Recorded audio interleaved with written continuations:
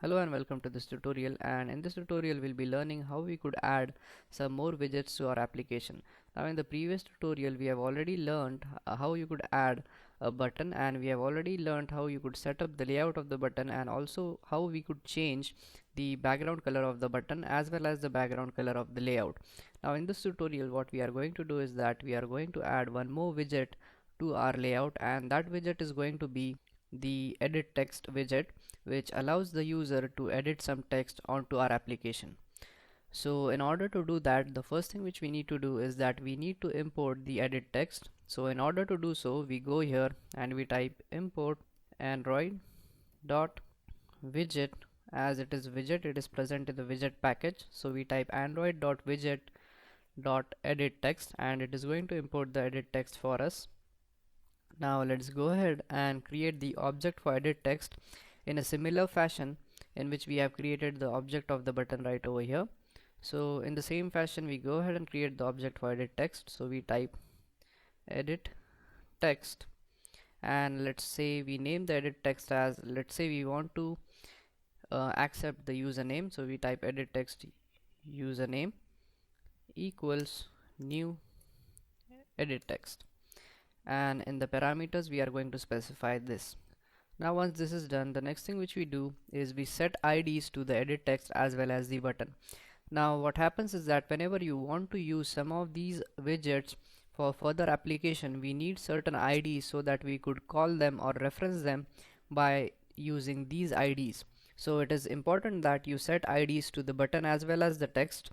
So we go ahead and create IDs for each of them. So let's go ahead and create the ID for the button first. So we type my button, and then in order to set some ID for it, we type dot set ID, and this set ID method is going to set the ID up for us. So for example, let's say we set this ID to, let's say, 1, and in case of the username we set the ID to 2.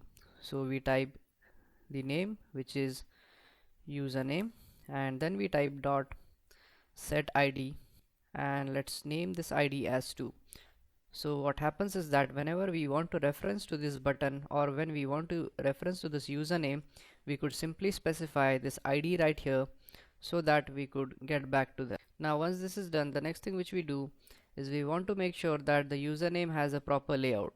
So in order to give the layout to the username, what we do is that we simply go ahead up here and we copy this line of codes which is present here, which is used in order to set the layout for buttons.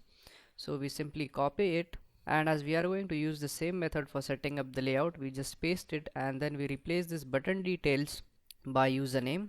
So let's say the user details are the details for the username, so we type user name details. Now once we are done with this, the next thing which we want to do is that we want to specify a particular position to this. So in order to do that, we type username details dot add rule in order to add a certain set of rule. Now we type relative layout, as this is a relative layout. Then as we want to place this above the button, so we type dot above and make sure that you have a capital. So we type dot above. Now once we are done with this, the next thing which we do is we specify the next parameter, and that parameter is going to be the button. So we type my button dot get ID, which is going to get the ID. Now once this is done, what we want to do is that we want to align this username in the center. So in order to do that, we type username details dot add rule, and inside the rule we want to specify the relative layout. So we type relative layout, and now as we want to place it in center, we type dot center horizontal, and that is going to align this in the center horizontally. Now once this is done, the next thing which we want to make sure that it has some specific set of margins. So what happens is that as we have placed this text right above the button, so basically there wouldn't be any gap in between these two. So we want to make sure that we add up some margin to it. Now in order to add margin to this, we type the text name, which is username details, and then we use the set margin method in order to set the margin. So we type dot set margins. So as you could see right here, the set margin methods, the parameter it is going to accept is going to be the left, top, right and bottom.